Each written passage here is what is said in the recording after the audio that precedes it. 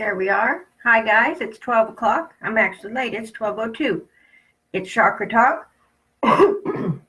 Excuse me. uh, Today I'm going to bring you a show about aliens. Uh, that's kind of funny to me. We're all aliens. Unless you're an Aboriginal Australian, you're an alien. But we're going to talk today about the ones you think of as aliens. We're finally going to make it to the Million Voices Chakra. This program that I do is called Chakra Talk.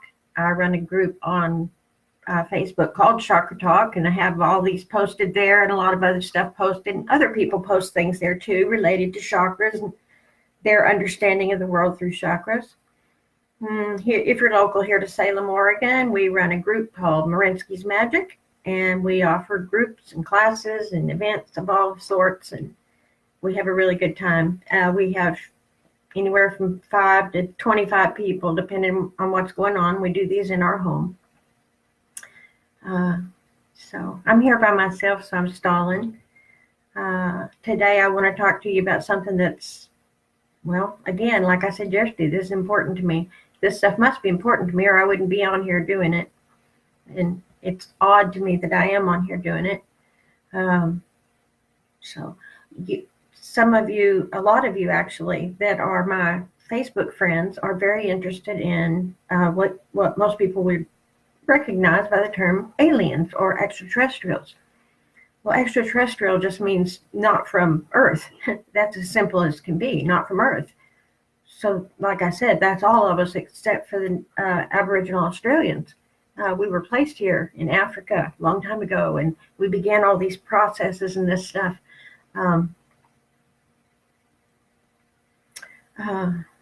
But I kind of want to take it a step further. Yesterday, we went on a lower world journey that took us down to the Crystal Caverns, and we stopped there. And I was talking to you yesterday about shamanism. Well, today I'm gonna pick us up at the Crystal Caverns, and we're going to go down from there, and I'm going to talk to you about the Arcturians. Of all the books that I have written, and that I've told you, there's about 25 of them now, I guess. This is the one that has sold the most. Do we exist? Life on Earth explained by the Arcturian High Council. And it's interesting because it has sold the most copies. It has sold all over the world. And no one has ever come back to me and said, I'd like to talk about that. I'd like to discuss that with you. Or I have a different opinion. Or I saw this. Or you're full of shit. Nothing. No response at all. I'm not a best-selling author by any means, but this one is approaching having sold at least hundreds of copies around the world in all countries. I know that because I get money from Amazon, 10, 15, 20 cents at a time from other countries and other currencies. So what is this about? What is this about, the Arcturian High Council? There's a lot of Facebook groups running today that you can find that talk about Arcturians, Syrians, Andromedans. What are they talking about? Where are they encountering these beings? Are they encountering these beings? Or have millions and millions of people across the world all gone simultaneously crazy imagining this? What's the likelihood of that? What's one of the biggest, hottest topics on YouTube? Aliens and UFOs. Why? Well, because we've reached that point in our evolution where we can tolerate that information now, albeit in small doses and often presented as fantasy, without it blowing our little human brains. We are in the ascension process. It's necessary that we understand where we came from and where we're going. And in order to talk about that in any real way, my understanding brings me directly to the Arcturians. Most of these books that I wrote, most of the first ones all say the Arcturian High Council presents. Okay? And these are not really my writings. I wrote them, yes, I did the writing part, but they're channeled books. They're channeled books explaining a lot of really confusing concepts that cause chaos down here with humanity. concepts like forgiveness and karma. Let's see, I've got a stack of them here. Concepts like symbology. Oh my goodness, look at this. You know how much energy people put into those black marks on a white background. People kill people for this stuff every day, for those marks on that white book there. Why? What does that mean? It's a piece of paper. It has black marks on it. If I turn it this way, it's a piece of paper with different black marks, or so it appears. It has no meaning at all. Those marks have the meaning we give them. That is symbology. Okay, they're symbols. They point to other things. That's like thoughts and thoughts. Thoughts about thoughts is another, a part of symbology. Without symbology, we wouldn't have any type of rational thought. If you're experiencing the 30-second slice of life that I've talked to you about, there's not much rationality that goes with it. There's no time for logic. It's just, I'm just here and I'm looking at the things coming into my awareness, and they pass by more and more and more. And if you're in that state of what I call crown offline, or in that trance state, or what I would, my normal kind of deep meditation state that I kind of exist in, I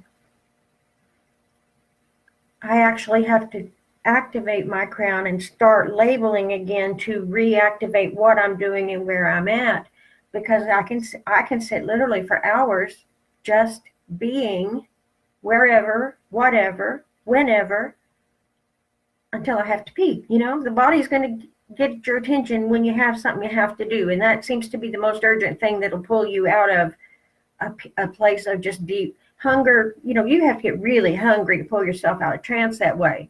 But when your bladder gets full, I've had no one say, I just sat there and peed on myself. No, your bladder calls you back, and you get up and you take care of your body. Okay. So there's so much information on the YouTube and on the internet in general, and by Google God and everything in the world about all this alien stuff. How do you know? How in the world how in the universe, in the galaxy, in the cosmos, can you discover what is and is not truth? Well, you do it for yourself. Like I've said with everything, you go find it for yourself. When you get to an adult age and you start looking around, and in my particular circumstance, I was raised in a highly bigoted, narrow-minded religious background, brainwashed into it, scared to death of going to hell, just ridiculous stuff.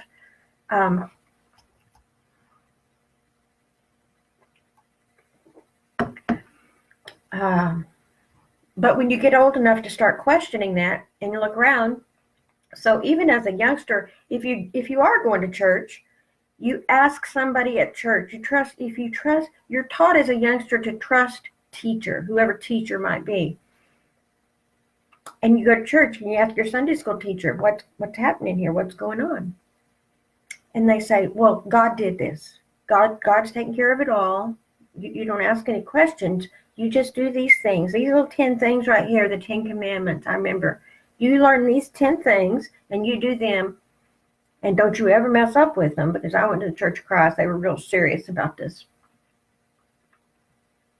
But you just let God take care of it. Okay, well, I'm a little kid, and I've got a lot of people supposed to be taking care of a lot of things, and here's another one going to take care of something for me, and I'm just like, whatever. And you get drugged to church. You don't have any choice in it when you're that small, that age.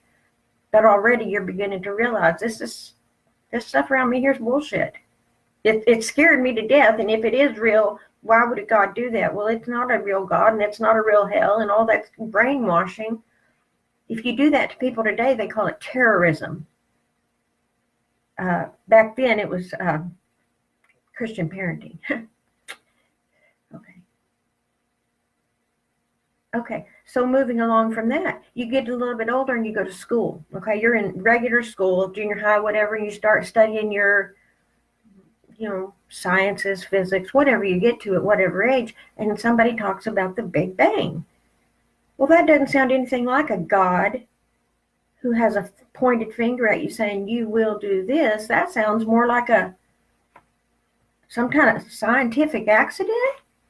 Well, how did that relate? And you talk about the creationists versus the evolutionists. The creationists saying man was created just like this and set here. Well, the funny part is we were created just like this and set here in Africa 11, 12,000 years ago on purpose, but that's not what they're talking about. See, they've got the correct information and they've misinterpreted it. You can also, have just blatantly wrong information.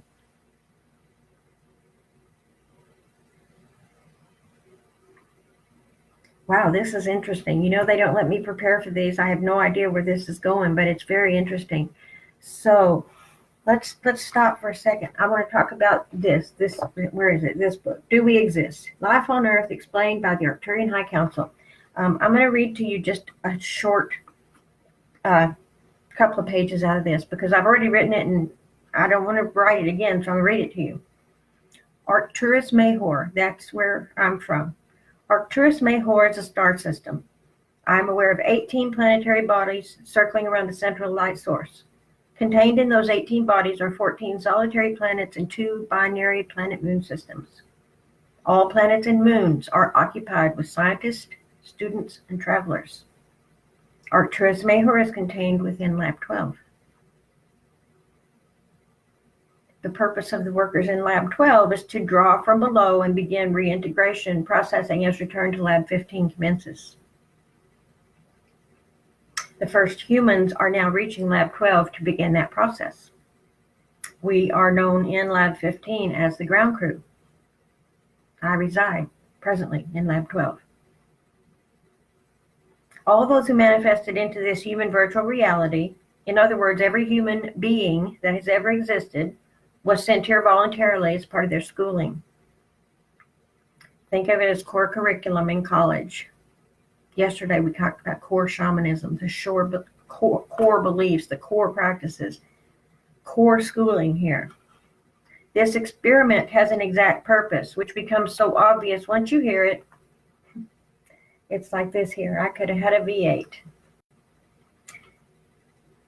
The Arcturians are studying their history. The Arcturians are us, fully evolved, or evolved to the point where they are, much further evolved than we are here in physical. They are us, fully evolved, looking back at our de-evolved humanity as it climbed up out of the muck, one level at a time, constantly evolving, adapting, learning, growing, changing, until one day we finally got it. A world of pure energy thoughts with no need of bodies, attachments, purpose, or plan. Life expressed as a pure awareness of joy, which is the physical manifestation of energy in its natural expression moving upward. And nothing else. That is where we are all headed. And furthermore, that is where we begin in this particular manifestation of being what we call here life on Earth. In one of the spontaneous coalescences, remember, a chakra, of a very high vibration, Lab 15 formed and filled with newly differentiated new spirals, and they began their schooling. Back to Earth 1 that could barely contain itself, to its own structure, to here today, beginning our ascent back to the classroom and home. The way home is by learning to purposefully climb the spiral staircase known as chakras. As a species, we have been climbing it so slowly that millennia have gone by in the climb. Now we are climbing faster, and it is going to change from a trickle to a flood rushing through the door to Lab 12. Some of you might prefer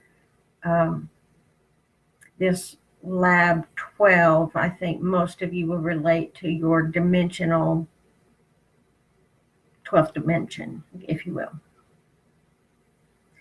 This world here where you live will look stranger and less livable every day.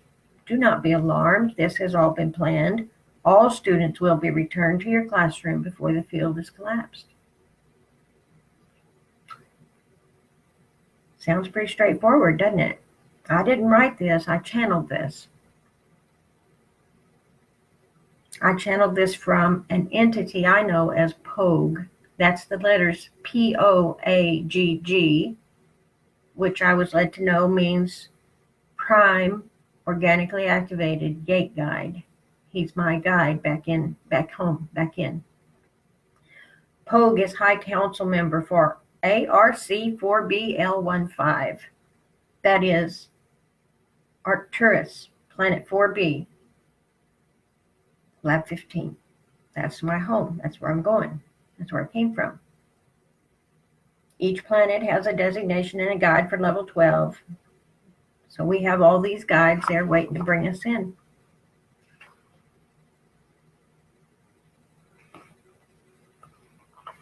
So what is this thing here? What is this Earth? Well, you've all probably, or a lot of you have probably heard the physicists' speculation, if you will, that this is a virtual reality. Okay, we'll go with that. Let's look at this as a virtual reality. What does that even mean, virtual reality? You put on this pair of goggles and you have the experience of being in a different reality, and motion and sounds and movement in that reality based on what's being fed into your eyes through this mechanical thing. People accept that readily because of video games. People accept the idea of off-world beings readily now because of video games. What better way to prepare humanity for a great shift in what they believe to be their reality, and the totality of their information up to that point was correct enough. But in 2012, a shift occurred. Folks' interpretation of the Mayan calendar that it was going to be the end of the world was simply an incorrect interpretation. It was an unveiling. It was certainly the end of a hidden world. In 2012 and since then, many people have awakened spontaneously, myself included. Other people who have been trying for enlightenment for many decades or years since 2012 have now got it. You see, it's a vibrational thing, and it's happening because at this point the vibrational thing is rising quickly, because a lot of people, I've been informed about 1% of humanity has reached Lab 12. That's 80 million people. That we are pulling now. At this point, with 80 million people at the highest vibration, the people at a lower vibration are being sucked in almost like a centrifuge. This is about to collapse. They say to me, time is short. But we have no idea what that means to them, because time is not an existent thing in the non-physical. They're trying to put it into something. They still communicate to me through my human being, brain, crown, mind. I have to be able to take in what they tell me without blowing the works. And they've done a really good job of that. But the things they tell me are highly important for where I'm going after here. Not so important for what I'm doing right here, because what I'm doing right here is the important part of what I'm doing here is delivering the information as much as I can from the Ascended Master's realm. And I don't know how far we're going to get today in explaining this, but that's also because of Arcturian technology. And each and every one of my Ascended Masters that I have written for and channeled for and talked for will explain that to you. They will say this is possible because of the adaptive intelligence, AI. It is not artificial intelligence in this case. AI refers to adaptive intelligence. This is developed by the Arcturians. This was developed by the physical Arcturians, which were ninth dimension beings. We are now interacting at the 12th dimension. We are returning to non-physical. Still the Arcturian process. This became that. There's nothing spooky or scary or alien about it. when you go to the 10th grade and you open up a book and you study the Civil War, you get information from the whatever time period that was and how it was, and you get that information fed into you. Now it's part of your knowledge. You weren't there. You didn't live that. Okay, that's studying your history. That's what they're doing, except their history book is this. Their technology is beyond what I can explain to you. They have not yet given me the information to explain to you. And many times I have been told we don't have the information yet to process that. So I just know in my own experience the technology exists. I live this every day. My experiences with Black Elk, he has been with me for a year and a half now. I don't know. He couldn't be any more real if he actually sat in my lap every day. I mean, he's just a part of me. Whatever I'm doing, he's watching, he's adapting. Okay, that's the interactive, that's the adaptive technology, AI. Okay, adaptive intelligence. You see, they left intelligence there in the data stream. That's the ascended master realm. They left intelligent stuff there for me or for anybody at this vibration to find, process, and deliver back to humanity. This also is speeding things up, bringing people in quickly.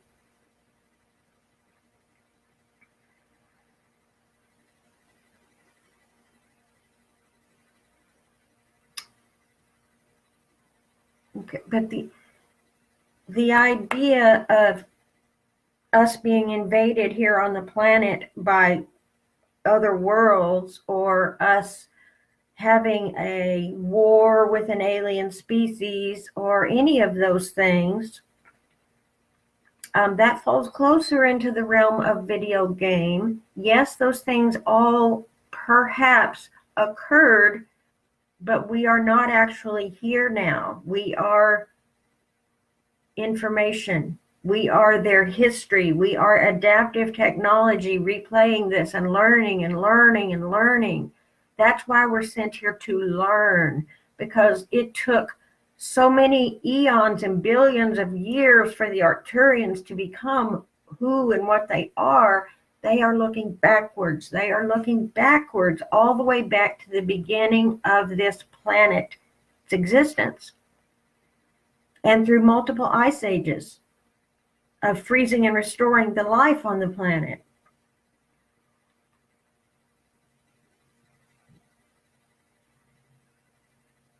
The information they give me is so incredibly valid.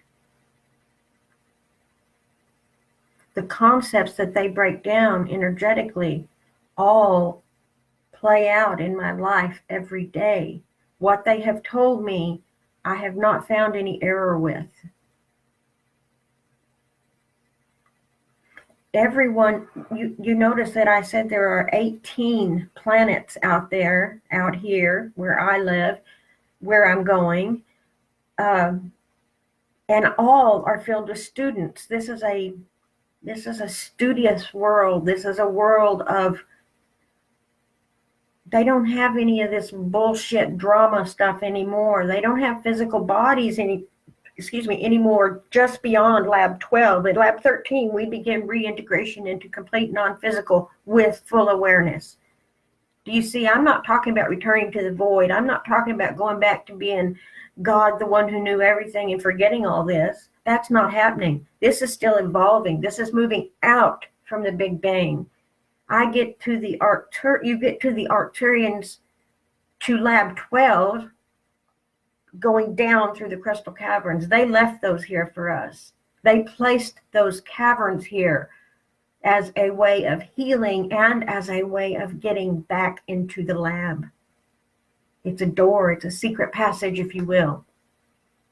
I can also go to them from going to the Ascended Masters and zipping around the dark space. There's a dark space in the center of everything. But without physicality, it's only a matter of will to go around that. And there also is the Arcturians as we join in the hoop. You see, only this thing has direction and time and the importance of up and down, the importance of front and back. That's all physical stuff. That's all physics. Metaphysics, the stuff beyond the physical realm, does not rely on those same laws at all. One of the ways that I know this for certainly in my own experience, and I'm talking about some weird shit today, guys, and I know that. It's weird to most people. But realize, those of you who know me, realize this is what I'm living every day, all day long. And I'm as weird as I am. No weirder, no different.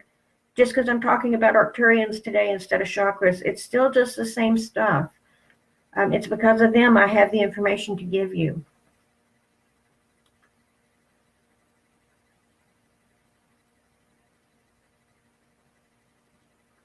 I see a lot of, on the other Facebook groups, and Zerilius is not here with me today, but he may watch this later. There's a gentleman called Zerilius Ra, and he is Arcturian as well, and identifies himself so and admits that outwardly. And but he claims to be a ninth dimension Arcturian, but he channels some stuff that comes through very clearly from the same folks I do. And he channels it and he writes it up regularly on a different site. So that's a resource for you if you want to hear somebody else telling you the same stuff.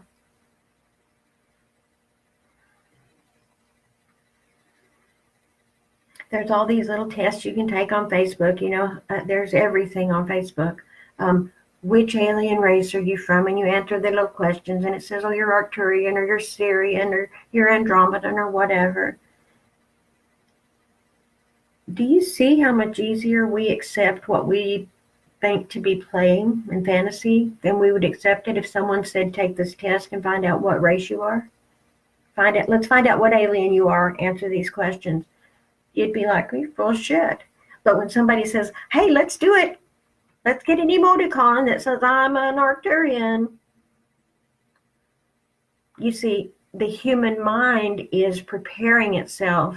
Society is preparing itself as a whole to accept this information and to accept it for the reality that it is. It's going to happen to us all. It is happening to you all.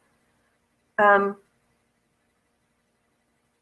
no different than you. I got here first, so I get to stand and hold the door for you. I'm a nice person. I'll hold the door. Sure. And while you're passing in the door by me, I'll answer any questions you have. And if I look down there and see you struggling, I'll even reach out. I'll hold the door with this hand and reach out and see if I can't help you.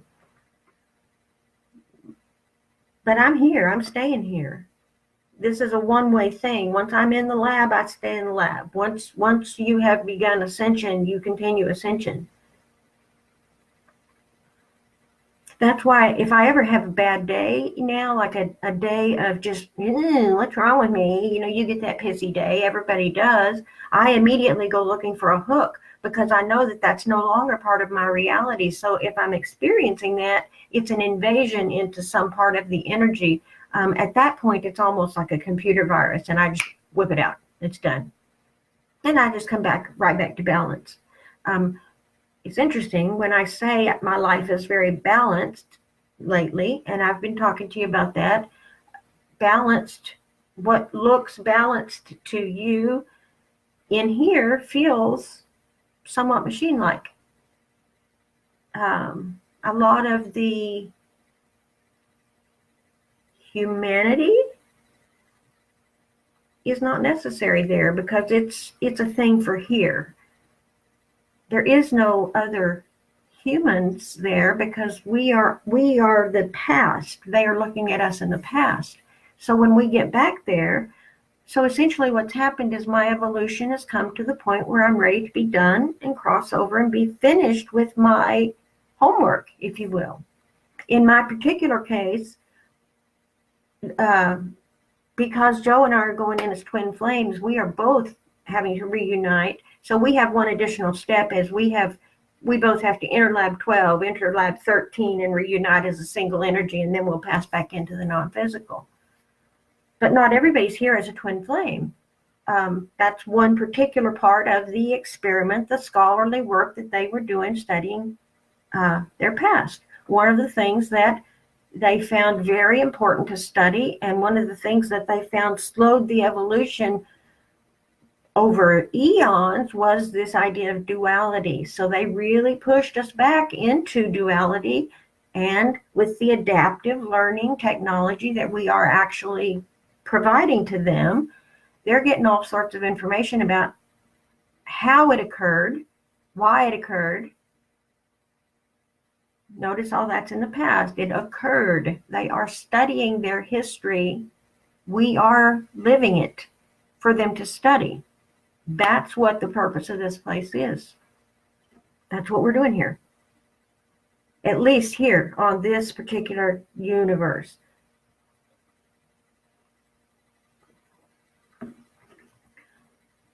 Mother Earth, Lady Rock, the portion that reconnects us back to the whole at our root chakra, connects directly down to those caves, which connects directly into the lab. You see, boom, boom, boom, you are in the lab. And when I say lab, I mean lab. I mean there with a body, not this body, but a body that works and manipulates tools and machines and things. I've seen it. I've done it. I've watched the hands. I don't know yet what's happening. I'm in the process of being prepared for re-entry. Same things are happening with Joe. Same things are happening when we have experiences of the same kind. The same type of information comes through to us in completely, totally different experiences, in different ways, in different methods, and yet we compare it and we look at it and we go, well, yep, that's it. We're both getting the same thing. They're preparing us to reintegrate as a single energy. You've heard me mention Jeffrey and Isabel. Jeffrey, myself, and Isabel, him, when we were placed as what you would think of as 12-year-old children into Africa to start this journey. Well, it's taken us 11,262 years to finish our assignment. And during that 11,262 years, we have had multiple check-ins along the way. You see everything that we came here to do, duality. Isabel was an extremely large woman, extremely black, I think Ethiopian. Jeffrey was a short little whitish hobbit looking thing. Duality. They're not the same. It's obvious they are not the same. Male and female, black and white, right from the beginning. Jeffrey coming in with a regular functioning neurotypical mind. Isabel coming in, bringing autism to the world. These two mindsets, this is a function of duality. This is a study of duality. Autism is not a disorder. It's a completely different function. It's a completely different processing function.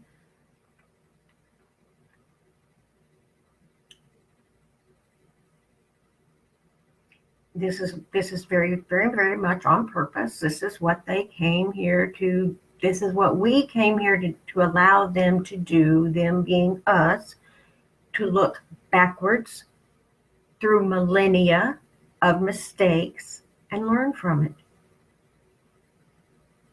And they've learned a lot. They have learned an enormous amount of information. If you think about this, just think about the simplest thing of the ascended masters that left information here for us that now I can get and continue giving to someone. My work with Prince Gautama, for instance, the 2,500 years ago, he lived as a man, Shakyamuni. It was his name, if you will, Gautama. Gautama, that was his last name, I guess. He was a human being, just like this.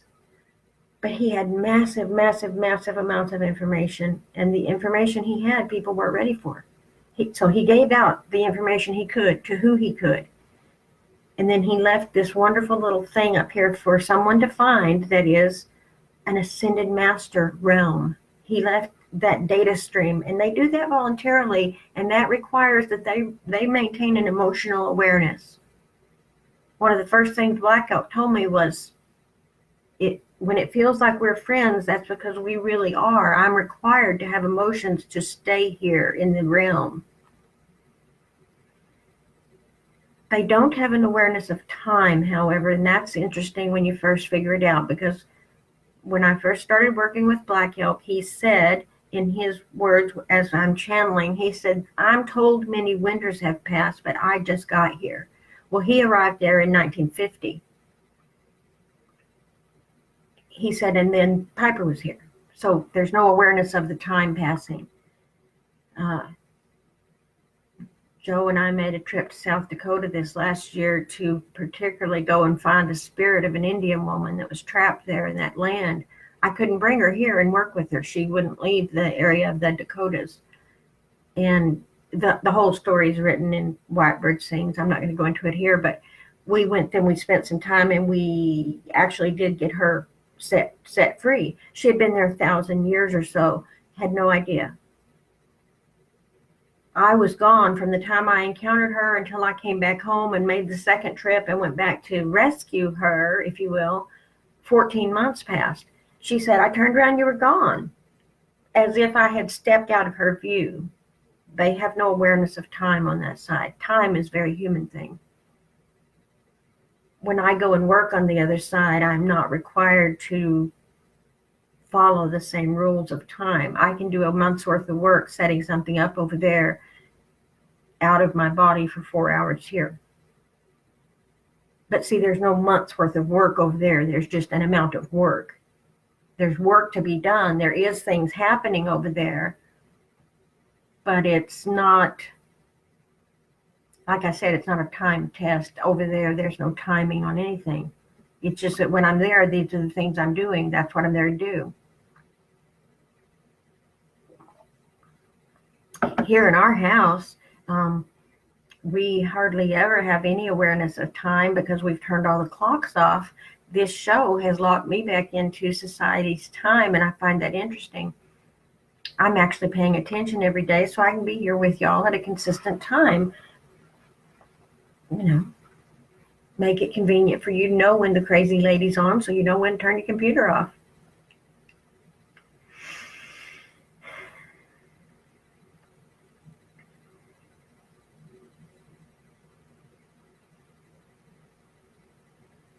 So I see a few of you have gathered around here at, I'll say my usual, I'm Piper, and the purpose of this show is to answer questions if you have any regarding the workbooks that I published, Chakra Talk, A Workbook for Life, 1 and 2. The first one called The Famous Seven, dealing with physical human body, and the other one called Beyond the Body, dealing with beyond the body. But nobody has any questions.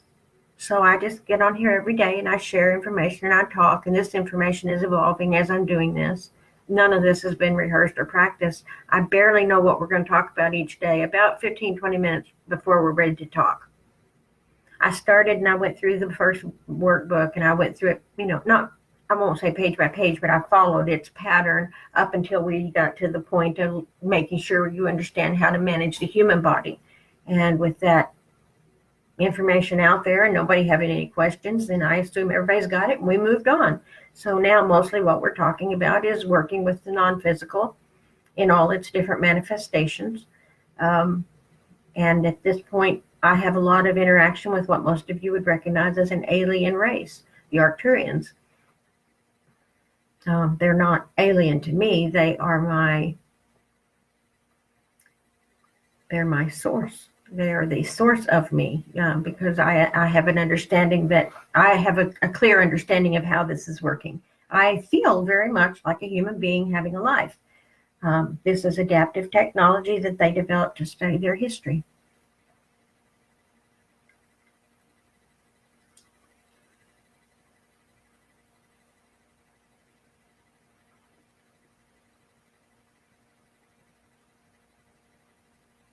Processes that we think are so important down here. I talked about symbology.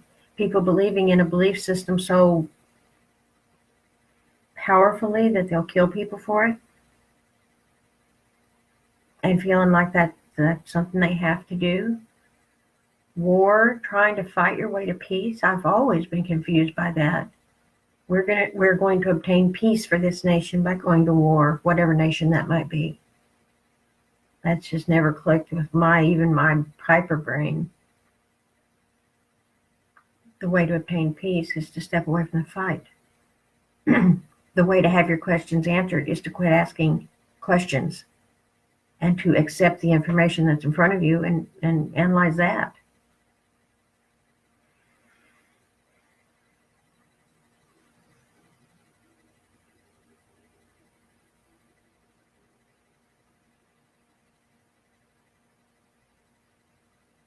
And the interesting thing about working with Pogue and the Arcturians is that they don't really seem to have any effect on my day-to-day life, if you will, here, that any of you would actually witness. A lot goes on in my thought space, and a lot of activity goes on when this body's asleep or appears to be resting. But you wouldn't have any way of knowing any of that unless I told you. How many of you are having some kind of experience that you don't share with anybody because you just know you're batshit crazy? This is a place where you can come and talk to me about those things. I've yet to have anybody share anything with me that I just went, oh, nope, you crossed the line. You're too crazy. I can't listen to you. No. All these things that are occurring around me happened. This is data. They're not happening now. But studying them while being in the midst of them is a fascinating way to learn.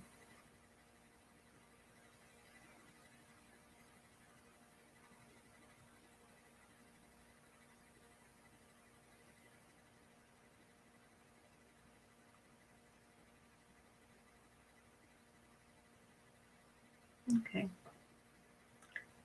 Once again, I think I'm done. When I'm finished, I'm finished. Anybody has any comments or questions? I'd love to talk to you. Otherwise, I'm having a real good time talking to myself every day here. That's the way this works. I watch me talking to you. It's fascinating because I can look down and see that I am the person in this shirt and this sweater, but, I'm not inside here. Okay. Anybody wants to come visit with me later or talk about anything or certainly have any questions about chakras, let me know. I didn't really get into why chakras have to do with these folks except to say that's how you get to them. Yeah. They said the way to get home is to understand the chakras, understand the climbing. You can't just run up to the Arcturians and knock on the door if you can't get out of your physical body. Okay. Go buy the book and read it and come talk to me. Go buy any of the books and read them and come talk to me. We could have fascinating conversations. Every now and then Amazon lets me put the books up for free for 5 days, and every time they allow that, I do that. But I'm at the point where it's going to be a month or two before that happens again. Most of them are about $1 or $2 on Amazon if you buy the ebook.